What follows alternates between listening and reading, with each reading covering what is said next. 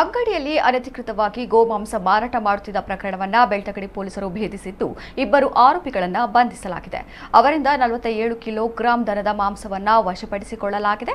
ಬೆಳ್ತಂಗಡಿ ತಾಲೂಕಿನ ಮಲವಂತಿಗೆ ಗ್ರಾಮದ 28 ವರ್ಷದ ಅಬ್ದುಲ್ ರಜಾಕ್ ಮತ್ತು ಆತನ ಸಹೋದರ 20 ವರ್ಷದ ಅಬ್ದುಲ್ ರವೂಫ್ ಬಂಧಿತ ಆರೋಪಿಗಳು ಯಾವುದೇ ಪರವಾನಗಿ ಇಲ್ಲದೆ ಅಕ್ರಮವಾಗಿ ಜಾನುವಾರು ಮಾಂಸವನ್ನು ಮಾರಾಟ ಮಾಡುವ ಉದ್ದೇಶದಿಂದ ಅಂಗಡಿಯೊಳಗೆ ಶೇಖರಿಸಿಟ್ಟಿರುವ ಬಗ್ಗೆ ಮಾಹಿತಿ ದೊರೆತ ಮೇರೆಗೆ ಬೆಳ್ತಂಗಡಿ ಪೊಲೀಸ್ ಠಾಣೆಯ sub inspector Yallappa H Madar ಅವರು ಸಿಬ್ಬಂದಿ ಜೊತೆ ತೆರಳಿ ಪರಿಶೀಲಿಸಿದಾಗ ಒಟ್ಟು 47 ಕೆಜಿ ದನದ ಮಾಂಸ ಫ್ರಿಡ್ಜ್ನಲ್ಲಿ ಪತ್ತೆಯಾಗಿದೆ.